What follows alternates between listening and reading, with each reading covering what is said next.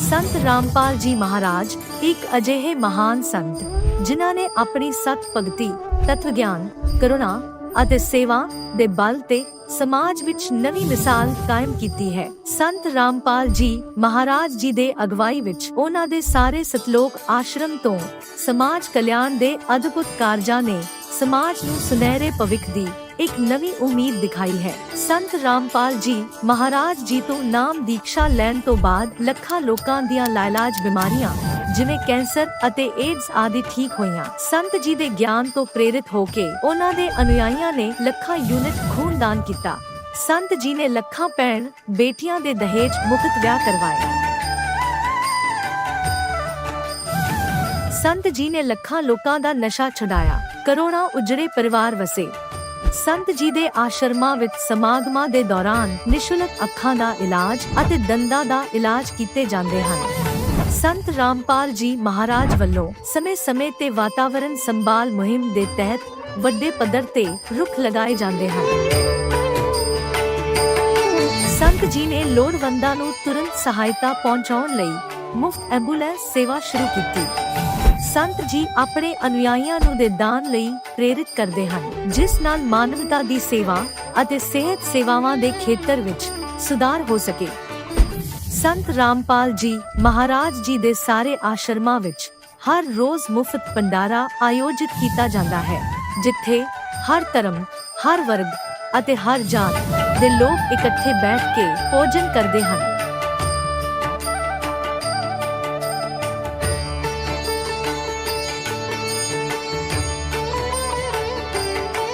ਸੰਤ ਰਾਮਪਾਲ ਜੀ ਮਹਾਰਾਜ ਦੇ ਆਸ਼ਰਮਾਂ ਵਿੱਚ ਹਜ਼ਾਰਾਂ ਬਜ਼ੁਰਗਾਂ ਨੂੰ ਸਨਮਾਨ ਅਤੇ ਪਿਆਰ ਨਾਲ ਜੀਵਨ ਜਿਉਣ ਦਾ ਮੌਕਾ ਮਿਲਦਾ ਹੈ। ਉਹਨਾਂ ਦੇ ਖਾਣ, ਰਹਿਣ ਅਤੇ ਸਿਹਤ ਦੀ ਪੂਰੀ ਜ਼ਿੰਮੇਵਾਰੀ ਸੰਤ ਰਾਮਪਾਲ ਜੀ ਮਹਾਰਾਜ ਚੱਕਦੇ ਹਨ।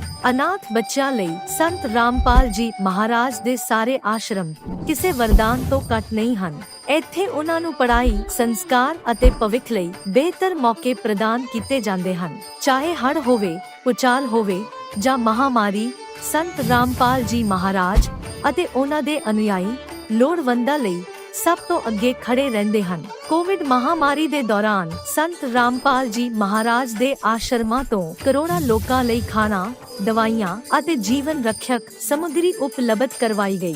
ਚਾਹੇ ਗਰੀਬਾਂ ਦੀ ਮਦਦ ਹੋਵੇ ਜਾਂ ਸ਼ੋਸ਼ਿਤ ਅਤੇ ਪੀੜਿਤ ਵਰਗ ਦੇ ਹੱਕਾਂ ਅਤੇ ਸਨਮਾਨ ਦੀ ਲੜਾਈ, ਸੰਤ ਰਾਮਪਾਲ ਜੀ ਮਹਾਰਾਜ ਨੇ ਹਮੇਸ਼ਾ ਹੀ ਉਹਨਾਂ ਦੀ ਦਬੀ ਆਵਾਜ਼ ਨੂੰ ਸਰਕਾਰਾਂ ਤੱਕ ਪਹੁੰਚਾਇਆ ਹੈ ਅਤੇ ਉਹਨਾਂ ਨੂੰ ਉਚਿਤ ਨਿਆਂ ਦਿਵਾਉਣ ਵਿੱਚ ਅਹਿਮ ਭੂਮਿਕਾ ਨਿਭਾਈ ਹੈ। ਸਮਾਜ ਵਿੱਚ ਅਧਿਆਤਮਿਕ ਅਤੇ ਸਮਾਜਿਕ ਮੁੱਲਾਂ ਪ੍ਰਤੀ ਜਾਗਰੂਕਤਾ ਲਿਆਉਣ ਲਈ ਸੰਤ ਰਾਮਪਾਲ ਜੀ ਮਹਾਰਾਜ ਹਰ ਕਦਮ ਤੇ ਮਾਨਵਤਾ ਦੇ ਸੱਚੇ ਸੇਵਕ ਸਾਬਤ ਹੋਏ ਹਨ। ਸੰਤ ਰਾਮਪਾਲ ਜੀ ਮਹਾਰਾਜ ਦਾ ਜੀਵਨ ਸਾਨੂੰ ਸਿਖਾਉਂਦਾ ਹੈ ਕਿ ਸੱਚੀ ਸੇਵਾ ਉਹੀ ਸੇਵਾ ਹੈ ਜੋ ਨਿਸਵਾਰਥ ਭਾਵ ਨਾਲ ਕੀਤੀ ਜਾਵੇ। ਆਓ ਅਸੀਂ ਵੀ ਇਸ ਸੇਵਾ ਦੇ ਮਹਾਨ ਕਾਰਜ ਵਿੱਚ ਇਸ ਮਹਾਨ ਸੰਤ ਨਾਲ ਜੁੜੀਏ ਅਤੇ ਸੰਤ ਰਾਮਪਾਲ ਜੀ ਮਹਾਰਾਜ ਤੋਂ ਨਾਮ ਉਪਦੇਸ਼ ਲੈ ਕੇ ਆਪਣੇ ਜੀਵਨ ਨੂੰ ਧਨ ਬਣਾਈਏ।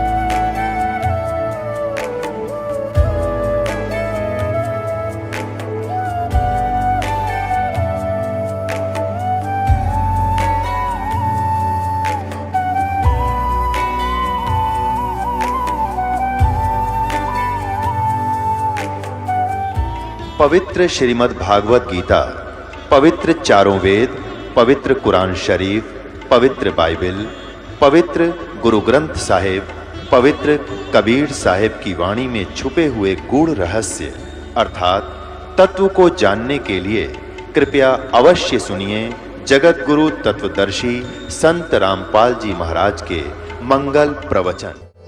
नमस्कार दर्शकों, भक्ति ये एक ऐसा सफर है जो दिल और आत्मा को सुकून देने वाला होता है।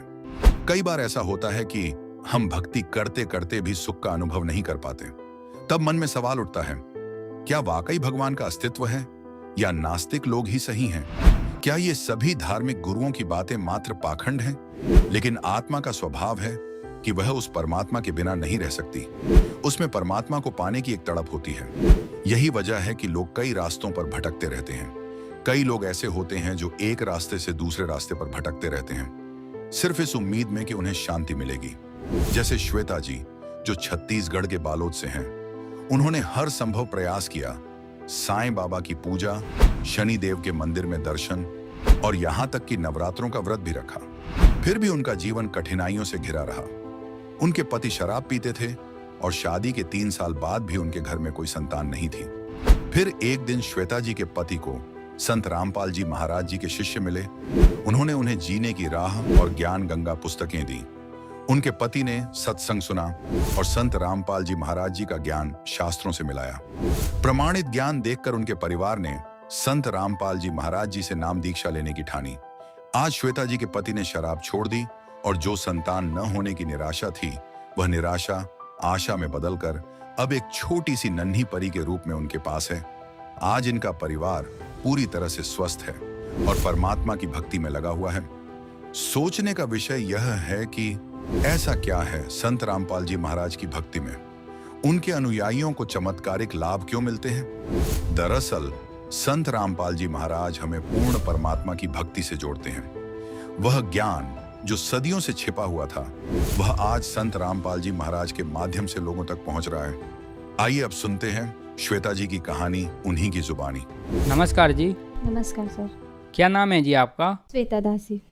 श्वेता जी, आप कहाँ से हैं? मैं ग्राम खेरथाडी, जिला बालोद, छत्तीसगढ़ से। श्वेता जी, संत रामपाल जी महाराज जी से नाम उपदेश आपने कब लिया? फरवरी माह सन 17 में लिए हम लोग। संत रामपाल जी महाराज जी से नाम उपदेश लेने से पहले क्या आप कोई भक्ति साधना भी करते थे?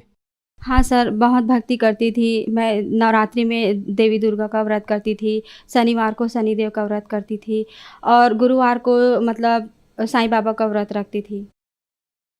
और जो हमारे हिंदू धर्म में जो प्रचलित सभी धर्म में है, देवी देवता की भक्ति करना, उपवास रखना, पूजा करना, मंदिर जाना, ये सब पूजा मैं करती थी। अब मैंने ना सन 2008-9 में आसाराम बापू से मैं नाम दीक्षा ली थी। मेरे पापा उस मार्ग में जुड़े थे तो बोले कि यहाँ भक्ति करना है, मानव जीवन का जो मूल उद्देश्य है भक्ति करना, और ये सब देवी देवताओं की जो भक्ति करते हैं, उसी कारण हम लोग सन आसाराम बापू से हम लोग नाम दीक्षा लिए थे। मेरे मम्मी पापा बाकी परिवार में सब लिए थे।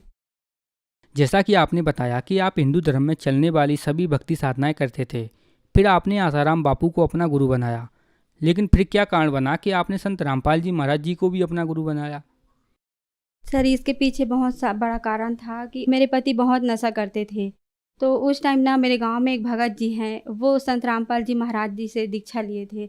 तो उन्होंने मेरे पति को बताते थे कि भाई आप ये ज्ञान समझो, जीने की राह है, ज्ञान गंगा पुस्तक है, आप पढ़ो, ये बहुत भक्ति मार्ग है। आपके इस मार्ग में आने से आपका नशा छूट जाएगा और आपकी जो बेटी बहुत दिन से बीमार है वो भी ठीक हो जाएगी। तो मेरे पति ना संत रामपाल जी महाराज जी का सत्संग सुनते थे, शाम को जो साधना चैनल पे आता है, और उसी टाइम ना ज्ञान गंगा बुक भी पढ़ते थे और गीता में एक एक अध्याय एक एक श्लोक मिलाते थे कि ये भक्ति जो है वो तो सही हमारे धर्म जो ग्रंथ है उसमें प्रमाणित है। तो सर यही कारण था कि हम लोग संत रामपाल जी महाराज जी से बंदी छोड़ से हम लोग फरवरी 2017 में जाके नाम दीक्षा लिए। आपने संत रामपाल जी महाराज जी से नाम उपदेश लिया। जैसा कि आपने बताया कि आप बहुत ज़्यादा परेशान थीं, तो क्या संत रामपाल जी महाराज जी से नाम उपदेश लेने के बाद आपको लाभ मिले? हाँ जी, बंदी छोड़ सद्गुरु संत रामपाल जी महाराज जी से नाम दीक्षा लेने के बाद हमें बहुत सारे लाभ मिले सर। पहला लाभ तो ये है कि मेरे को शादी को हुए 3 साल हो गए थे, मेरे कोई बच्चा नहीं था। तो भगत जी लोग बताते थे कि इस मतलब भक्ति मार्ग नाम दीक्षा ले लो तो आपको बहुत सारे लाभ हो जाएंगे।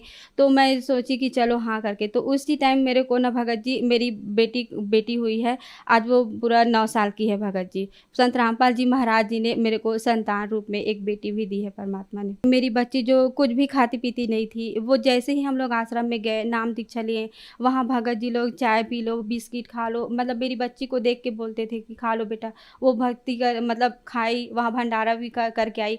और उस दिन से लेके आज तक भगत जी मेरी बेटी को आज कोई बीमारी नहीं है, हम लोग सब लोग ठीक हैं। मेरी बच्ची भी ठीक है और मेरे पति का भी जो नशा था वो भी छूट गया है। और आज हम लोग संत रामपाल जी महाराज की वजह से घर में हमारे सब सुख शांति है। तो फिर मेरे को विश्वास हुआ, मेरे पति को भी विश्वास हुआ, और तब से लेके आज तक सर हम लोग इस पर भक्ति मार्ग में जुड़े हैं और संत रामपाल जी महाराज की शरण में लगे हैं। संत रामपाल जी महाराज जी से जुड़ने के बाद आपको बहुत सारे लाभ प्राप्त हुए। तो जो दर्शक आज आपको टीवी पर देख रहे हैं वो भी संत रामपाल जी महाराज जी से जुड़ना चाहते हैं तो कैसे जुड़ सकते हैं? मैं अपने जगत के भाई बहनों से यही प्रार्थना करती हूँ कि आज मैंने संत रामपाल जी महाराज जी से नाम दीक्षा लेने के बाद जो सारे सुख हुए, मेरे को संतान का सुख प्राप्त हुआ, मेरे पति नशा छोड़ दिए, और संसार में मेरे जैसे कई महिलाएं हैं जो बहुत दुखी हैं। उनको लगता है कि हाँ डॉक्टर के पास जाएंगे तो हम ठीक हो जाएंगे, किसी झाड़ फूक वाले के पास जाएंगे तो ठीक हो जाएंगे। ये उनकी गलत धारणा है, क्योंकि हमारे आज जो हिंदू धर्म में प्रचलित बहुत सारे साधु संत हैं जो अपने अपने दुकान खोल के बैठे हैं कि आओ हमारे पास ऐसा कर लो वैसा कर लो, लेकिन वहाँ जाने से कोई लाभ नहीं मिलता है। आज धरती पे संत रामपाल जी महाराज पूर्ण परमात्मा के रूप में आए हुए हैं, और वो ऐसा नहीं है कि कोई कह दिया और हम चले गए। वो एक एक अध्याय, एक एक मतलब जो धर्म ग्रंथ है देवी मतलब हमारे हिंदू धर्म में कि है, गीता है और कुरान है, बाइबिल है, इन सभी में प्रमाण देते हैं और उंगली रख रख कर बताते हैं कि बेटा ये हमारे ही ग्रंथों में ये सब ज्ञान छुपा है, आप सत्संग सुनो, ज्ञान गंगा बुक है, जीने की राह बुक है, इन सबको पढ़ो। और इसी के कारण आप संत रामपाल जी महाराज का जो ज्ञान है उसको आप समझकर इस भक्ति मार्ग में आ सकते हैं और अपना मानव जीवन का कल्याण करा सकते हैं। धन्यवाद जी। सत साहेब। अब जगत गुरु तत्वदर्शी संत रामपाल जी महाराज जी के सत्संग के माध्यम से उस अद्वितीय आध्यात्मिक ज्ञान के बारे में जानते हैं जिसके माध्यम से आप भी प्राप्त कर सकते हैं ऐसे आध्यात्मिक, मानसिक और भौतिक सुख जो अभी तक आपने सिर्फ मीराबाई, ध्रुव, प्रहलाद जैसे कुछ ही भक्तों की जीवन कथा में सुने होंगे। अब सुनिए तत्वदर्शी संत के संग शास्त्र अनुकूल भक्ति सत्संग, ऐसा अद्वितीय आध्यात्मिक ज्ञान जिसका है सर्वधर्मों के पवित्र शास्त्रों में प्रमाण। परमेश्वर शरण में आने से आई टले बला, और जय मस्तिष्क में जय भाग्य में सूली होवा काटे में टल जा। यदि आपके भाग्य में कहीं मृत्यु दंड लिखा हो, कहते कांटा लाग के, मनमाने ठोकर लाग के, अंगूठा फूट के जीवन बच जा, इतना हल्का करके परमात्मा वो कबीर परमेश्वर आपके प्रारब्ध में लिखे हुए पाप कर्म का विनाश कर देते हैं, और संचित जो कर्म आपके वहाँ रखे हैं डिपॉजिट, उसका भी नाश कर देते हैं। क्या बताते हैं परमेश्वर अपनी महिमा? आप ही बतावें आकर के। जब ही सतनाम हृदय धरो, भयो पाप को नाश, जैसे चिंगारी अग्नि की भाई पड़े पुराने घास। हमारे संचित कर्मों का ढेर लगा पड़ा है। हम आप जी को अब मिली है सत साधना, जो सच्ची साधना करनी चाहिए थी। इस सत साधना को ना करके हम जितने भी क्रियाएं करते थे वो शास्त्र विधि को त्याग कर मनमाना आचरण था, वो भगवान के विधान के विपरीत था। श्रीमद् भगवत गीता अध्याय नंबर 16 के श्लोक नंबर 23 में लिखा कि अर्जुन, शास्त्र विधि को त्याग कर जो मनमाना आचरण करते हैं, अर्थात मनमानी पूजाएं करते हैं, शास्त्र जो शास्त्र अनुकूल नहीं है, तो उनकी न तो गति होती है और न ही उनको कोई सुख होता है और न ही उनको कोई सिद्धि प्राप्त होती है, अर्थात यूजलेस। और इन 3 कामों के लिए ही हम भगवान की भक्ति करते हैं, और वही उन साधनाओं से कोई लाभ नहीं होता जो शास्त्र विधि को त्याग कर मनमाना आचरण करते हैं। तो उन क्रियाओं से हमें पुण्य बना नहीं, भक्ति धन जुड़ा नहीं, और जो साधना हम करते थे शास्त्र विधि को त्याग कर, उससे पुण्य के स्थान पर पाप बनते रहे। हम जिस लोक में रह रहे हैं ये काल का लोक है, यहाँ सुख नहीं, या तो सारा निर्दयी कार्य है इस भगवान का, क्योंकि जिसका नाम काल है, जो है ही कसाई, तो वहां सुख कैसे हो सकता प्राणी को। अब इसने ये खुद कहता गीता जी अध्याय नंबर 11 के श्लोक नंबर 32 में श्रीमद् भगवत गीता में कि अर्जुन मैं काल हूं और सबको नष्ट करने के लिए प्रवृत्त हुआ हूं। अर्जुन 11वें अध्याय के 21वें श्लोक में कह रहा है कि हे भगवान, आप तो देवताओं को भी खा रहे हो, आप तो ऋषियों के भी खा रहे हो, और इस ऋषियों का समुदाय आपके आगे हाथ जोड़ रहा है, मंगल हो, बख्श दो। आप तो इनको भी खा रहे हो। ये कहता मैं तो काल हूं भाई, मैं ना छोड़ दूं किसी ने, और तू ना युद्ध करेगा तो भी मारूंगा इनको, ये तो मार रखे मैंने। तो पुण्यात्मा जो खुद न्यों कह मैं काल हूं और उसको हम भगवान मान रहे, हम तो सांप पूज रहे थे, सर्प। अब श्री कृष्ण काल नहीं थे। श्री कृष्ण जी ने इस गीता के ज्ञान से पहले अपने आप को कभी काल नहीं कहा और उसके बाद कभी अपने आप को काल नहीं कहा। ये तो काल जो है ये 21 ब्रह्मांड का स्वामी है और ब्रह्मा विष्णु महेश का ये पिता है। ब्रह्मा विष्णु महेश जी की दुर्गा माता है और ये इसको श्राप लगा हुआ ब्रह्म को, इस काल कहो चाहे ब्रह्म कहो, ये काल रूपी ब्रह्म भी कहलाता है। तो उस श्रापवश इसने 1 लाख मानव शरीरधारी प्राणी नित आहार करना पड़ता है और उसके लिए हमें यहां रोक रखा है इसने। अब जैसे कसाई बकरे पालता है, उन बकरों को सुविधाएं तो देता है वो, जैसे एक चारों तरफ से उनको बाड़ बना दी, कोई हिंसक पक्षी पशु और ना खा जाए उनको, और चरागाह बनवा दिया उनके लिए, घास फूस बोझड़े झाड़ उड़ खूब उत्पन्न हो गए। एक तालाब बनवा दिया, एक शेड डलवा दिया घास फूस का, यानी झोंपड़ी। सर्दी लगे तो उसमें आ जाएं, वर्षा आवे तो उसके नीचे खड़े हो जाएं, और चारा खूब बढ़िया उनके लिए उपस्थित होता है।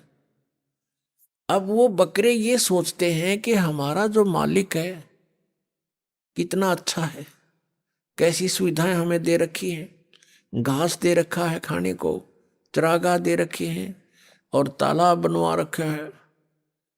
अब उन बकरों की इतनी ही बुद्धि काम करती है, लेकिन वो उस समय को भूल जाते हैं जब आता है कहीं से उसको ऑर्डर 20 बकरों का, 10 बकरों का, बकरियों का,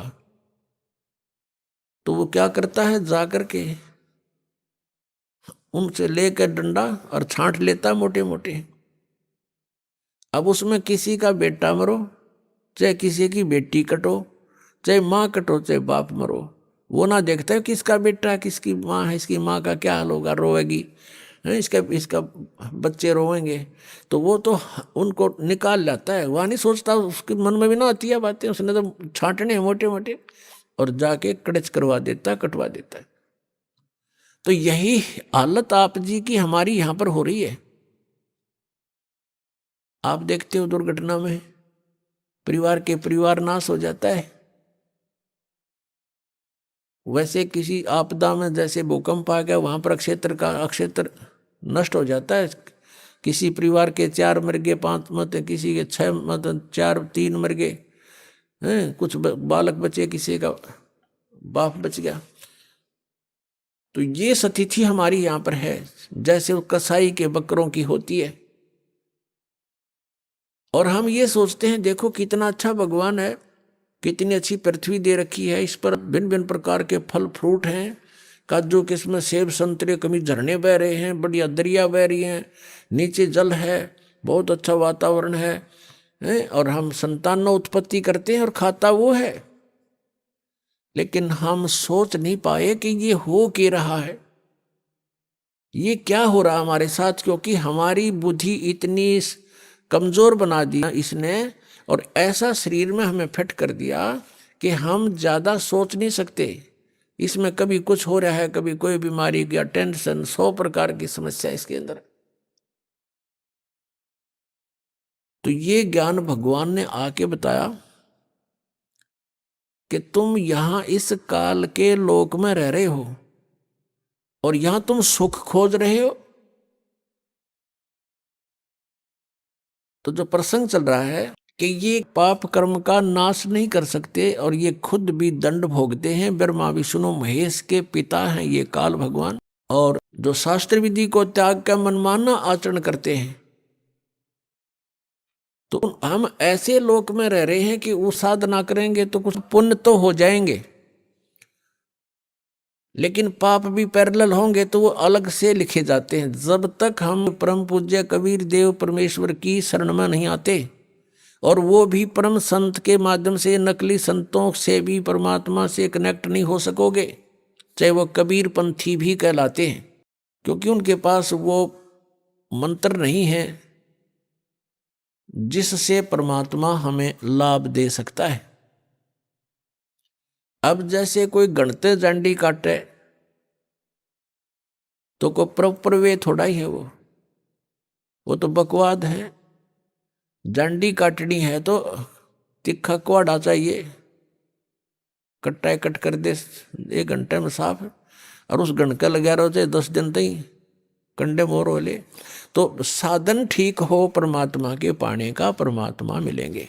तो प्रसंग चल रहा है कि जिस लोक में हम रह रहे हैं ये ऐसे निर्दयी का लोक है। आप यहाँ अपने पेट के लिए जा रहे हो, जाना पड़ता है, रास्ते में कीड़ी मकोड़ी ना जाने कितने जीव जंतु आपके पैरों के नीचे कुचले जाते हैं, और ये पता भी होता है और फिर भी नहीं बचा जा सकता हमसे। परमात्मा कहते हैं पृथ्वी ऊपर पग जो धारे और करोड़ जीव एक दिन में मारे। अब कहने का भाव ये है कि जो हम साधना करते थे शास्त्र विधि को त्याग के, उनसे पुण्य तो कोई बना नहीं था, क्योंकि वो शास्त्र विरुद्ध होगी, और पाप अपने आप बने थे। जैसे 1 एकड़ जमीन है, यानी कोई 2-4 एकड़ जमीन है, यदि उस जमीन से हम कुछ लाभ लेना चाहते हैं, जैसे कणक उगाना चाहते हैं, गेहूं चना बाजरा ज्वार कोई भी फसल हम बनाना चाहते हैं, तो उसके लिए हमने एक विशेष प्रयत्न करना पड़ेगा। वो घास पहले वाला काटना पड़ेगा, उसमें कोई झाड़ बोझड़े उग गए हैं वो काट काट के बाहर करने पड़ेंगे, और फिर हल से ट्रैक्टर से यानी परिश्रम करना पड़ेगा और पैसे लगाने पड़ेंगे। अपनी मेहनत से, मजदूरी से या पैसे से उसकी गुडाई करनी पड़ेगी। फिर बीज डालना, वो भी पैसा, यानी बीज जो डालेंगे चाहे मोल ला कर डालेंगे या अपने घर से डालेंगे तो वो भी पैसा ही लग रहा है। फिर सिंचाई का, उसके ऊपर फिर अपनी पर्सनल मेहनत, ये सब इतना व्यय करके और समय भी सारा दिन उसी के चक्कर में लगे रहना, तब जा करके कहीं फसल बनती है, गेहूं प्राप्त होते हैं। और उसी जमीन उसी पृथ्वी को आप बिल्कुल ना छेड़ो, कुछ ना करो, उसमें भी फिर भी अपने आप अड़ंगा उग गया होगा, अपने आप इतना कुबाड़ो उसके अंदर उत्पन्न हो जाएगा, वो दिखे भी नहीं पृथ्वी है यहाँ पर, तो वो यूजलेस है। तो पुण्यात्मा वो घास तो आप पे बन गया, वो अड़ंगा कुबाड़ तो आप पे उग गया, और फसल बनाने के लिए कितना प्रयत्न करना पड़ा, और वह भी फसल हुआ तो वरना भी हुआ। यहाँ की जो साधनाएं थी वो ऐसे टाइप की थी जैसे कोई इंद्र की गद्दी प्राप्त करने के लिए, स्वर्ग का राजा बनने के लिए तप या यज्ञ करते हैं, तो उनकी यज्ञ या तपों को खंड करवा दिया करता था वर्तमान राजा इंद्र, क्योंकि यहाँ राजनीति चलती है, धर्म नीति नहीं चल सकती। धर्म नीति तो परमात्मा के चरणों में आने के बाद हम राज्य की इच्छा त्याग कर ही धर्म नीति को पर चल सकते हैं, उसको सफल कर सकते हैं। तो इंद्र अपनी राजनीति के आधार से कि कहीं कोई तेरी गद्दी प्राप्त करने के योग्य कोई ऐसा धार्मिक अनुष्ठान ना कर ले, तो उनको खत्म करवा देता था, किसी ना किसी कारण से खंड करवा देता। तो वो समझ ले जैसे किसान यहाँ पर खेती तैयार करता है, ओले आगे या वर्षा फ्लड आ गई, हो गया नाश बने बनाए का, या आग लग जाए बनी बनाई फसल गेहूं का। तो यहाँ कहने का भाव ये है कि इतनी मेहनत के बाद भी आशा नहीं कि घर आ जाएगी, और घर आती है तो कितना प्रयत्न, और वैसे उसमें अड़ंगा वैसे उग गया उस जमीन में। तो ये हम जिस लोक में रह रहे हैं ये ऐसा स्थान है कि हमने अगर पुण्य करने पड़ेंगे इस शरीर से तो मेहनत करनी पड़ेगी, काम भी छोड़ना पड़ेगा, 10 रुपये भी लगाने पड़ेंगे, तब हम पुण्य प्राप्त कर सकते हैं। और साधना हमारी शास्त्र अनुकूल हो, शास्त्र विधि को त्याग कर मनमाना आचरण ना हो, तो तब हमें पुण्य मिलेंगे। और पाप बराबर में लिखे जाएंगे, पाप अलग लिखे जाते हैं, पुण्य अलग लिखे जाते हैं। जब तक हम कबीर परमेश्वर की शरण में नहीं आते हैं परम संत के माध्यम से, तब तक हम जो साधना करते हैं चाहे वो शास्त्र अनुकूल भी क्यों ना हो, तो भी हमारी दोनों लिखे जाएंगे, पुण्य न्यारे पाप अलग, और दोनों ही हमें प्राप्त होंगे। उन भक्ति वाली साधनाओं का तो स्वर्ग महास्वर्ग में जिस झूठे सुख को सुख मानते हैं वहां मिलेंगे, और जो पाप अलग लिखे हुए हैं वो मिलेंगे हमने नरक में, या फिर 84 लाख योनियों में, या फिर मनुष्य जीवन प्राप्त होगा, उसमें भी कुछ मिश्रण किया जाता है पाप और पुण्यों का। तो कहने का भाव ये है कि जहां हम रह रहे हैं वो, और जिन भगवानों को हम पूज रहे हैं उनकी पूजाओं से हमारे संचित कर्म नहीं कट सकते। प्रारब्ध का जो कर्म, प्रारब्ध का कर्म वो होता है जो हमारे जीवन में लिख दिया जाता है, जिसको हम भाग्य बोलते हैं, किस्मत, वो दोनों भोगने पड़ेंगे। और कबीर परमेश्वर की शरण में आने के बाद ये परमात्मा कहते हैं, यजुर्वेद अध्याय नंबर 5 के मंत्र नंबर 32 में कहा है कि उसी कसी कबीर अंगारी असी बम्भारी असी। अग अंगारी माने अग माने पाप, अरि माने शत्रु, पापों का नाशक, वो कबीर है, कबीर देव का, हम उसको कबीर साहब बोलते हैं। बम्भारी माने हमारे कर्मों के बंधन को काटने वाला, बम्बर माने बंधन, और अरि माने शत्रु, बम्भारी। तो बम्भारी जो बंधनों का शत्रु है वो कबीर देव है, कबीर साहब है। और वो रित धामा सवर ज्योति रित धामासी, वो स्वयं प्रकाशित है उसका शरीर परमात्मा का, जैसे सूर्य स्वयं प्रकाशित है ऐसे ही परमेश्वर का शरीर स्वयं प्रकाशित है, साकार है, मनुष्य सदृश है, नर आकार है, मनुष्य तुल्य है वो, और वो सतलोक में रहता है। अपनात्मा परमात्मा ने 600 वर्ष पहले अपनी अमृत वाणी में बोला था, कबीर वाणी में, सच्चिदानंद घन ब्रह्म की वाणी में 600 वर्ष पहले कहा था कि वेद मेरा भेद है, मैं मिलूं वेदन में नाही, और जौन वेद से मैं मिलूं वो वेद जानते नहीं।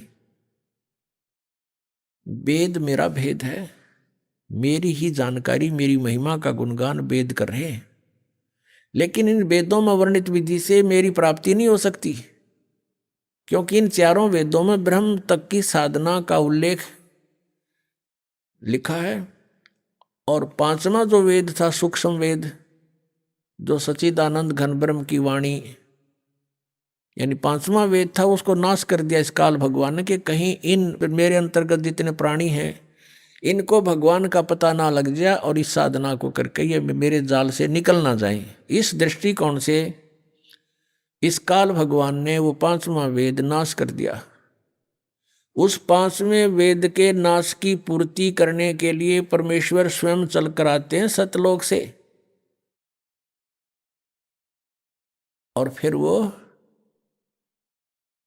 जानकारी देते हैं खुद आकर के। वो कहलाती है सच्चिदानंद घन ब्रह्म की वाणी, श्रीमद् भगवत गीता अध्याय नंबर 4 के श्लोक नंबर 32 में कहा है कि अर्जुन, जो 25 से लेकर और 31 तक जिन मंत्रों के श्लोकों में जो व्याख्या है, कोई तो योगासन करता है, कोई देवताओं की पूजा करता है, कोई तीक्ष्ण अहिंसावादी बनकर मुंह पर पट्टी बांध कर नंगे पैरों घूमता है, कोई जीव इंसान हो जावे ये ऐसी साधनाएं करते हैं, कोई स्वाध्याय ही करता है, कोई केवल अपने श्वास उश्वास पर ध्यान देता है कि श्वास बाहर जाता है वो श्वास अंदर आ जाता है, इस पर देखते रहो, बस यही क्रियाएं हैं, यही साधना है।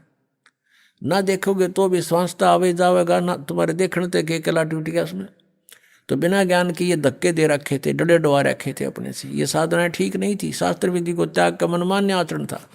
तो कहता है इन 25 से लेकर 30 तक जो ये श्लोकों में चौथे अध्याय के गीता जी में साधना या साधक अपनी साधना को पापनाशक जानते हैं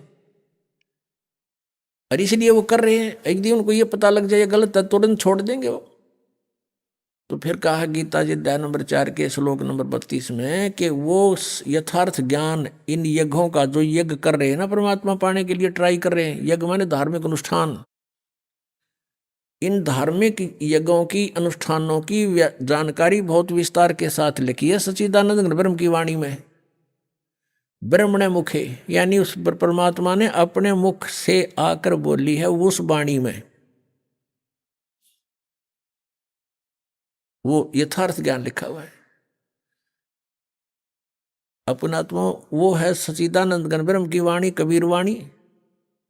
और परमात्मा कहते हैं ये चारों वेद मेरी ही महिमा का गुणगान कर रहे हैं, लेकिन मैं इन वेदों में वर्णित विधि से प्राप्त नहीं हो सकता। आपको दिखाते हैं यजुर्वेद, यजुर्वेद अध्याय नंबर 5 का मंत्र नंबर 32 में कबीर अंगारी असी बम्भारी असी, ये देखिएगा, ये है यजुर्वेद और महर्षि दानंद द्वारा इसका अनुवाद है। इसके प्रकाशक कौन है? सार्वदेशिक आर्य प्रतिनिधि सभा 2/5 महर्षि दानंद भवन, रामलीला मैदान, नई दिल्ली से। यजुर्वेद आर्य भाषा भाष्य संपूर्ण 40 अध्याय, महर्षि दानंद सरस्वती कृत। इस दानंद जी ने इसका अनुवाद किया है। ये लेखक नहीं है वेदों का, केवल अनुवाद करता है, जैसे गीता जी के गढ़े अनुवाद करता है। और मुद्रक ये हैं Prince offset printers 1510 Pataudi house Daryaganj नई दिल्ली से। अब इसके 5वें अध्याय के 32वें श्लोक में दिखाते हैं आपको। ये 5वां अध्याय और ये है नीचे 32वां मंत्र 32। यहां देखिएगा, उसी गसी, ये देखो, कबीर अंगारी असी, हम इसको कबीर बोल देते हैं, बै अपने लैंग्वेज में हम बै बोलते हैं। कबीर अंगारी असी बम्भारी अविसुर असी। अच्छा, इसका इन्होंने अनुवाद किया है, ये देखेंगे। हे जगदीश्वर, जिस कारण आप, उसी के माने कांतिमान, असी माने हैं, और अंगारी माने खोटे चलन वाले जीवों के शत्रु। ये लिखना था, आप पाप के शत्रु हैं, पाप नाशक हैं। अब ये अनुवाद करता महर्षि दानंद का अपना ज्ञान सिद्धांत था कि भगवान पाप नाश नहीं करता, इसलिए इसने यहाँ बात उलझा दी। और फिर 8वें अध्याय के 13वें श्लोक में 6 बार लिख रखा भगवान पाप नाश कर देता है, वहां इसकी बसाई नहीं था। ये लिखना था वो अंग माने पाप, अरि माने शत्रु, वो पापों का शत्रु कौन है? कबीर।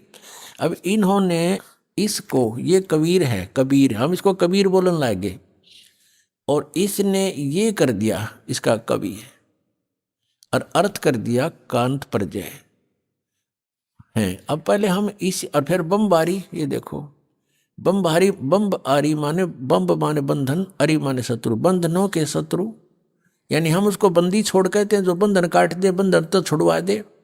हम कबीर जी को, कबीर परमेश्वर को हम बम्भारी यानी हम बंदी छोड़ कहते हैं। और इसको लिखने का फर्क है, या बंदी छोड़ लिख दे, बंधनों का शत्रु लिख दे, एक ही बात है। अब जैसे इन्होंने यहाँ जो गलती की है ना, यह गलत कर दिया। ये अगर या तो फिर कवि ये लिख देते, यहाँ पर वो कवि हैं बस, फिर भी हम मान जाते, न कुछ ठीक करने की चेष्टा की। कबीर का अर्थ कांत पर जे लिख दिया, है कोई बात हुई। अब जैसे ये यजुर्वेद है जिसको हम पढ़ रहे हैं और इसका कहीं पर व्याख्या हो, अब दिखाते हैं आपको। अब जैसे ये इसी यजुर्वेद का अब 36वां अध्याय है, ये देखो, ये 37 अध्याय यानी 36, और इसका ये प्रथम मंत्र है, ये रहा। इसमें ये लिखा है रचम वाचम परपदे मनो यजु परपदे, ये यजु शब्द लिखा है।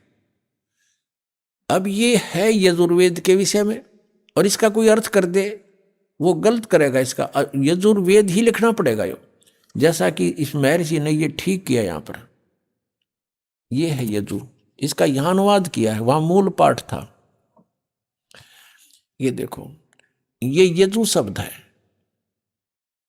और इसका यजुर्वेद लिखना पड़ा, ये सही अर्थ बना। यहाँ पर यदि इस यजु का अर्थ कर देते यज्ञ स्तुतियों का संग्रह, तो के बेराव का के है संग्रह, यज्ञ स्तुतियां लिख दे इसकी, यज्ञ स्तुति, तो यजु का अर्थ यहां लिखना पड़ेगा कि वह है यजुर्वेद के बारे में कहा जा रहा है। तो ठीक जहां इन्होंने कवि कर दिया उसको हमने कबीर देव कर पढ़ना पड़ेगा, कबीर देव लिखना था। देखो हम फिर आते हैं वही 5वें अध्याय के 32वें श्लोक में, ये 32वां श्लोक यजुर्वेद का। अब यहां इसने जो कवि कर दिया, यहां लिखना था वो कबीर देव है, बस वो कबीर देव लिख देते, हम कबीर देव कहने लगे। देव को परमेश्वर, देव का अर्थ परमेश्वर होता है, तो यहां लिखना था वो कबीर देव हैं।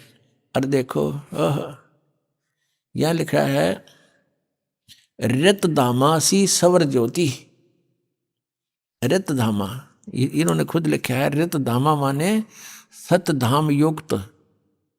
हम सतधाम कहो, सतलोक कहो इसको, ये सतलोक रतधामा नो कारण ये फलाना, रतधामा माने सतलोक वाला, सतलोक का निवासी। वो कहते नहीं ये फलाने गांव का है, हाँ यो फलाना वो गांव का है।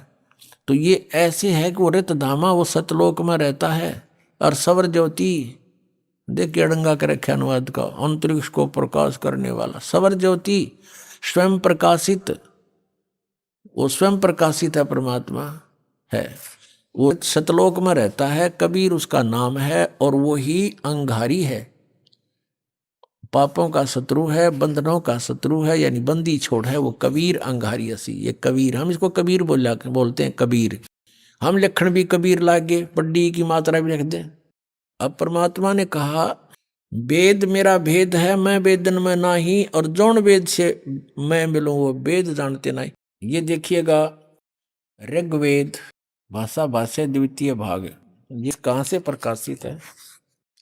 प्रकाशक हैं पंडिता राकेश रानी, प्रधान कार्यालय वेद मंदिर महात्मा वेद भिक्षु सेवाश्रम लेखराम नगर अब्राहमपुर मुखमेलपुर दिल्ली, दूरभाष इतना है।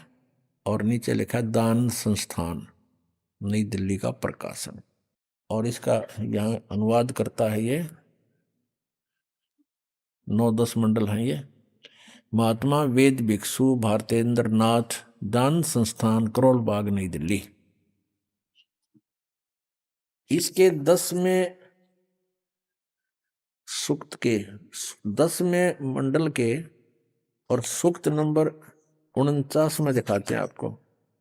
ये देखिएगा ऋग्वेद मंडल नंबर 10 और सूक्त 49 49, इसका ये पहला ही मंत्र है। 49 सूक्त का ये पहला मंत्र है। इसमें लिखा है कि मैं स्तुति करने वाले को, यानी पूर्ण परमात्मा अपनी महिमा वेदों में लिख रहे हैं। और इसका अर्थ है कि अहम दा ग्रहणते पूर्वम स्वहम ब्रह्म करणम। अब पूर्ण परमात्मा कहता है कि ब्रह्म की उत्पत्ति मैंने ही की। अब यहां देखो इनका अनुवाद देखें, मैं स्तुति करने वाले को सनातन निवास योग्य लोक, सनातन ऐश्वर्य निवास योग्य लोक, मोक्ष तथा ज्ञान प्रदान करता हूँ। मोक्ष भी प्रदान करता हूँ और निवास योग्य सनातन लोक, सनातन ऐश्वर्य, जहाँ जाने के बाद फिर कभी आपका सुख नाश नहीं होगा, वो प्रदान करता हूँ। अहम ब्रह्म, ये देखो स्पष्ट, ये भी पढ़ना पड़ेगा, हमने नहीं था, ये गड़बड़ कर रहे हैं। अहम ब्रह्म कर्णवम, मैं वेद को उत्पन्न करता हूँ। ब्रह्म का अर्थ वेद कर दिया इन्होंने, तरह गजब। मैं ब्रह्म को उत्पन्न करता हूँ। पूर्ण परमात्मा कबीर देव जी सतपुरुष ने ब्रह्म की उत्पत्ति की थी। फिर मूल संस्कृत पढ़ो। अहम माने मैं, ब्रह्म माने ब्रह्म को, कर्णव उत्पन्न करता हूँ, मैं ब्रह्म को उत्पन्न करता हूँ। ठीक है, इन्होंने जहाँ थोड़ी बहुत गलती करी है अनुवाद में, उसको हम शुद्ध कर लेंगे अपने ज्ञान से। और यह वेद मेरी ही महिमा की वृद्धि करता है। ये वेद मेरी ही महिमा करता है, चारों वेद मेरी ही महिमा गा रहे हैं। यज्ञ दान सत्संग करने वाले को सन्मार्ग में आदेश करने वाला मैं ही हूँ। करे करावे साईं मन में लहर उठा, और दादू सिरदर जीव के आप बगल हो जा। कहता सब ये दान पुण्य सत्संग पुण्यात्मा जो मेरे से जुड़ गए हैं उनको मैं ही लाता हूँ। यहाँ पर मैं ही सन्मार्ग का आदेश करने वाला मैं ही हूँ।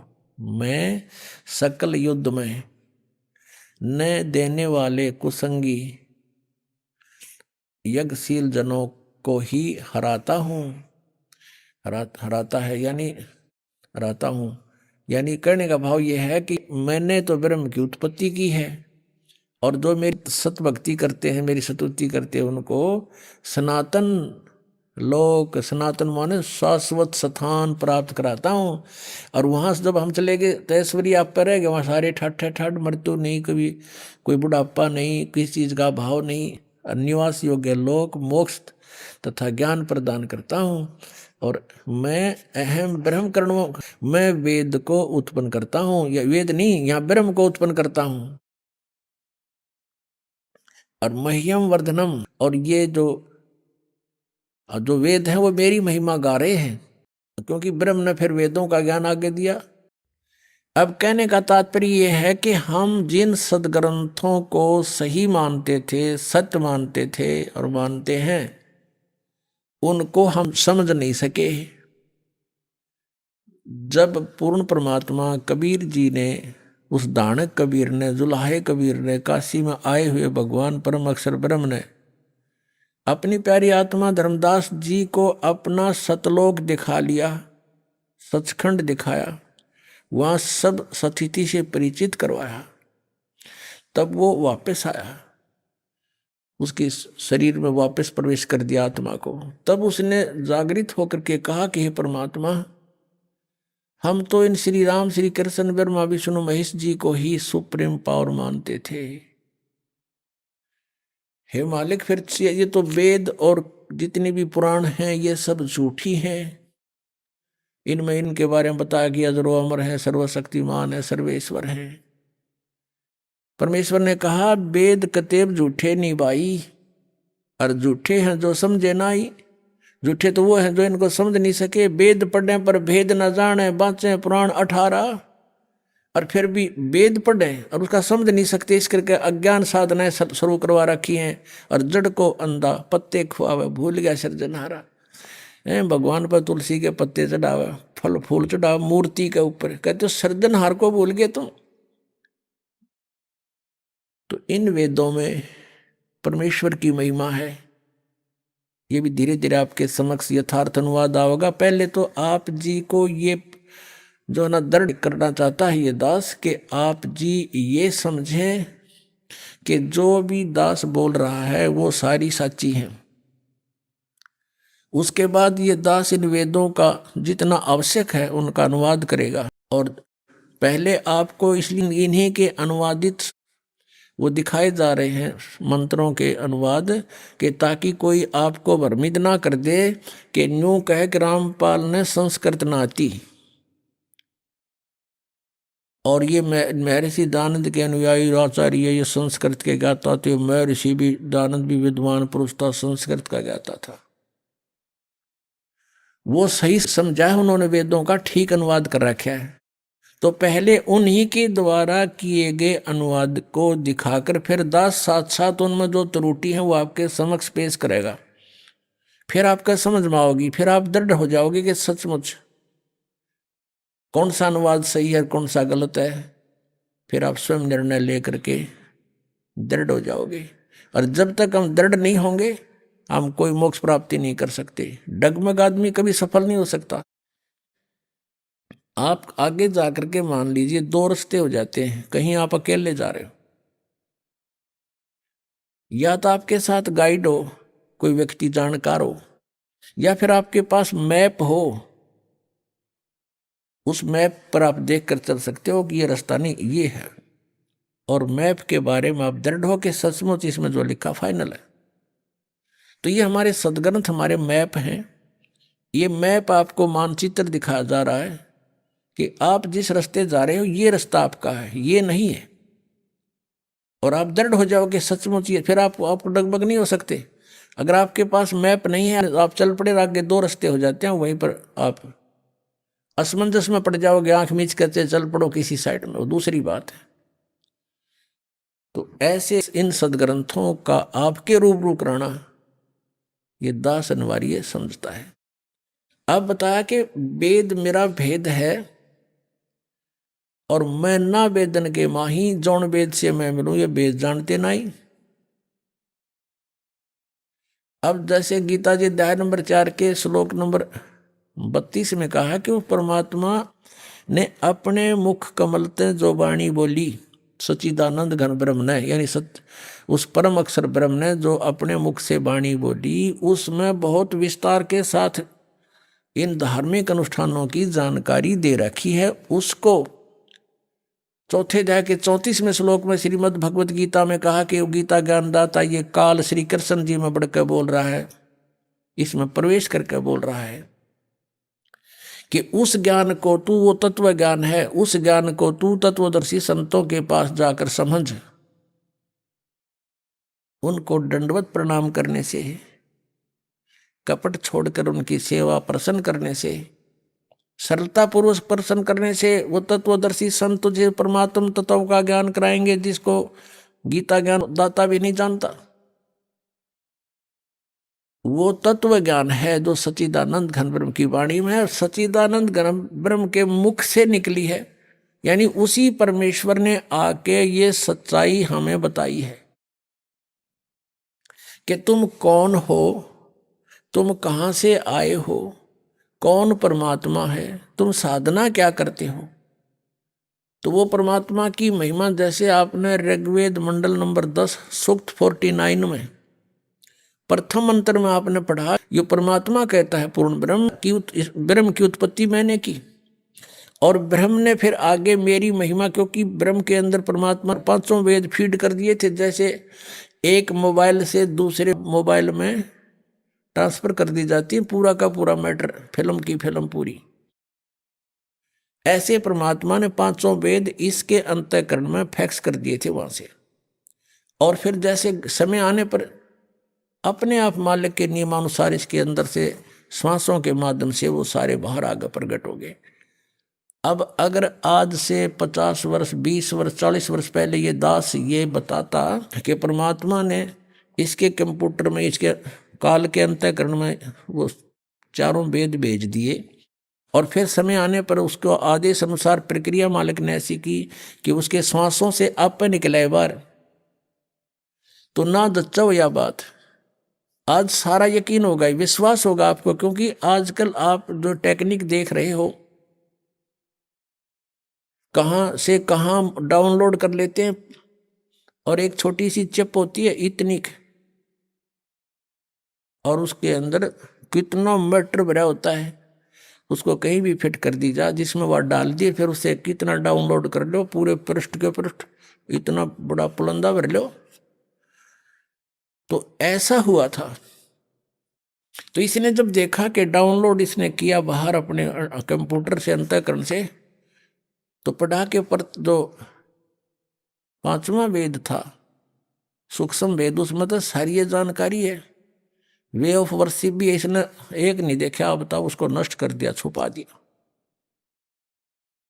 और ये 4 थे जो जिसमें महिमा तो थी भगवान की, इनको खत्म नहीं कर सका ये। इसमें भी महिमा है लेकिन वे ऑफ वर्शिप नहीं है। और इस वेद को समझना यहाँ के प्राणियों के बस की बात नहीं, चाहे ब्रह्मा जी हो, चाहे विष्णु, चाहे शिव जी, ये भी वेदों को नहीं समझ सके। ये तो वो परमात्मा स्वयं आता है, फिर स्वयं ही अपने द्वारा वर लिखी हुई उन ग्रंथों को स्वयं ठीक ठीक समझाता है। अब जैसे वेदों का जो निर्णायक ज्ञान परमात्मा ने अपनी सच्चिदानंद घन ब्रह्म की वाणी कबीर वाणी में बोला, अब उस वाणी से परिचित होने के बाद हमने वेदों को खोला और वेद बिल्कुल साफ हो गए, क्योंकि ये आध्यात्मिक ज्ञान है, इसको संस्कृत भाषा के जानने वाले नहीं खोल सकते, इसका अनुवाद नहीं कर सकते। जैसे किसी ने हिंदी सीख ली, फॉरेनर ने, अच्छा हिंदी में चाहे कुछ भी बन जा और शास्त्री बन गया, और उसने रामायण का ज्ञान नहीं, और उसको कोई कहे कि ले आप इन तुलसीदास कृत चौपाइयों का अनुवाद कर दो, अड़ंगा करेगा वो, बेसिक विद्वान बना हुआ है। तो ऐसे ही इन विद्वानों ने, संस्कृत भाषा के विद्वानों ने, विद्वान तो होता जो सर्वज्ञ हो, सर्वज्ञ केवल कबीर परमेश्वर है, और सब भाषाओं का, सब अध्यात्म ज्ञान से सबका जानकार था वो, और उनको अविद्वान कहते थे, ये नकली विद्वान। अब संस्कृत भाषा के जानने से विद्वान नहीं होता, एक भाषा के जान लेने से विद्वान नहीं होता, उसका ठीक है, उसको वो भाषा आती है, उसका मास्टर है, बस। अब तत्व ज्ञान को नहीं समझ सके, जिस कारण से उन्होंने इनके अर्थों का अनर्थ कर दिया। अब वो परमात्मा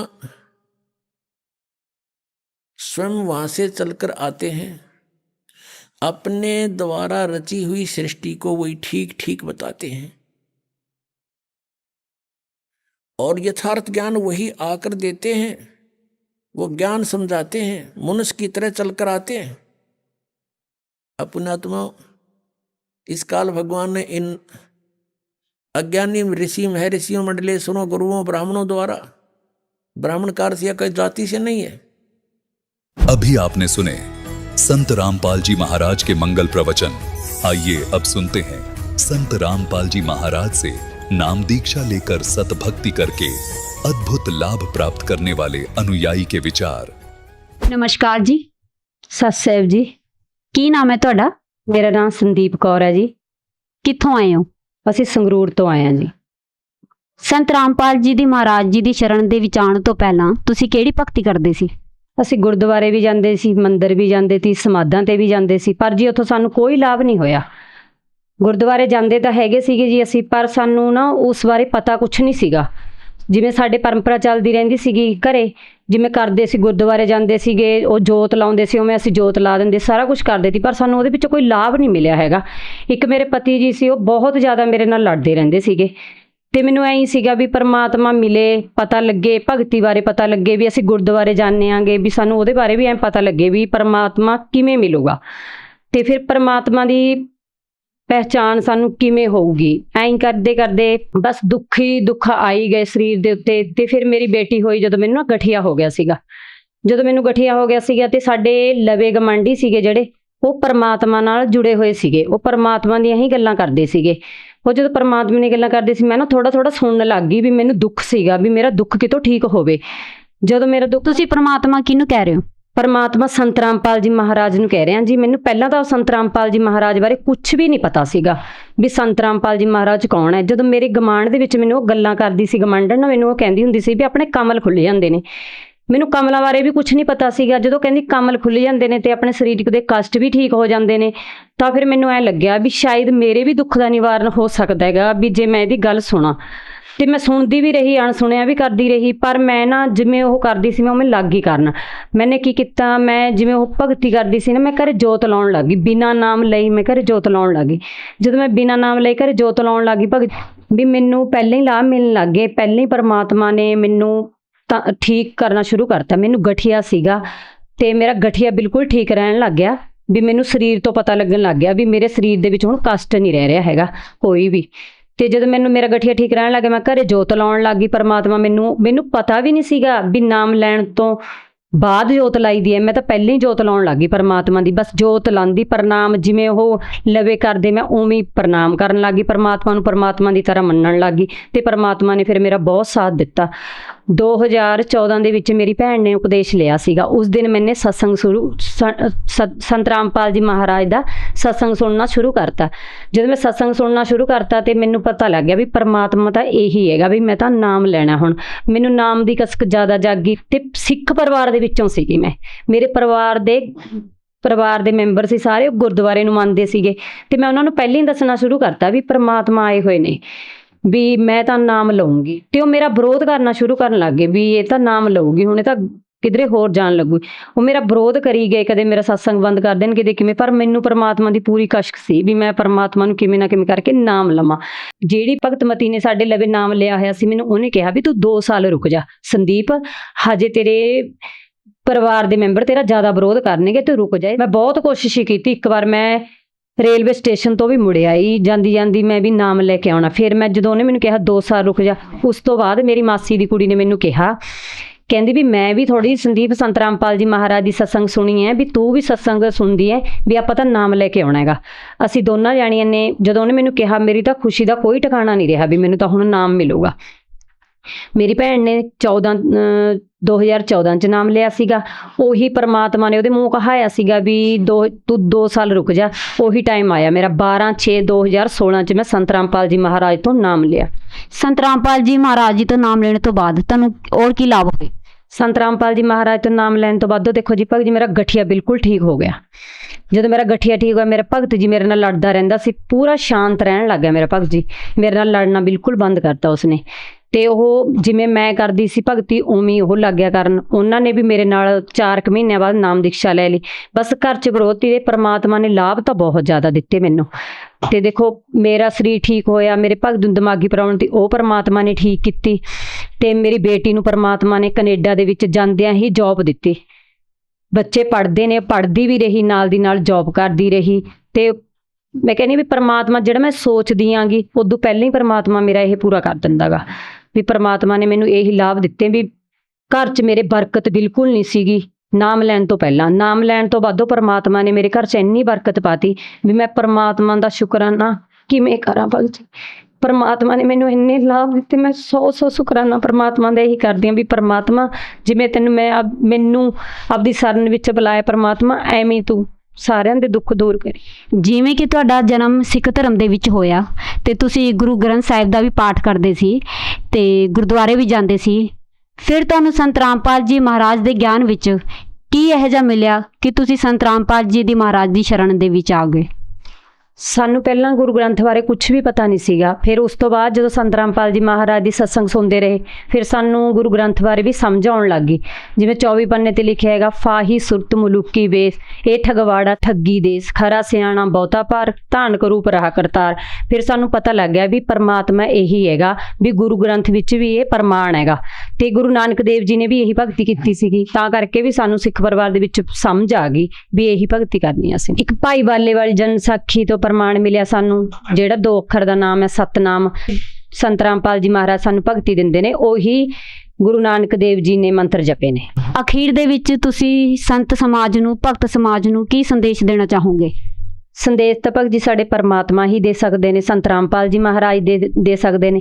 ਅਸੀਂ ਤਾਂ ਹੱਥ ਜੋੜ ਕੇ ਪ੍ਰਾਰਥਨਾ ਹੀ ਕਰ ਸਕਦੇ ਹਾਂ ਵੀ ਪਰਮਾਤਮਾ ਨੇ ਸਾਨੂੰ ਆਪਣੀ ਸ਼ਰਨ ਦੇ ਵਿੱਚ ਲਿਆ ਕੇ ਸਾਨੂੰ ਬਹੁਤ ਜ਼ਿਆਦਾ ਸੁੱਖ ਦਿੱਤੇ ਨੇ ਵੀ ਅਸੀਂ ਗਿਣਿਆ ਨਹੀਂ ਸਕਦੇ ਉਹ ਸੁੱਖ। ਇਹੀ ਪ੍ਰਾਰਥਨਾ ਹੈ ਭਗਤ ਸਮਾਜ ਨੂੰ ਵੀ ਸੰਤ ਰਾਮਪਾਲ ਜੀ ਮਹਾਰਾਜ ਦਾ ਸਤਸੰਗ ਸੁਣੋ, ਗਿਆਨ ਗੰਗਾ ਬੁੱਕ ਪੜ੍ਹੋ, 3 ਟਾਈਮ ਸਤਸੰਗ ਆਉਂਦਾ ਪਰਮਾਤਮਾ ਦਾ, ਉਹ ਸੁਣ ਕੇ ਆਪਣਾ ਆਤਮ ਕਲਿਆਣ ਕਰਾਓ। ਧੰਨਵਾਦ। ਸਤਿ ਸ੍ਰੀ ਅਕਾਲ ਜੀ।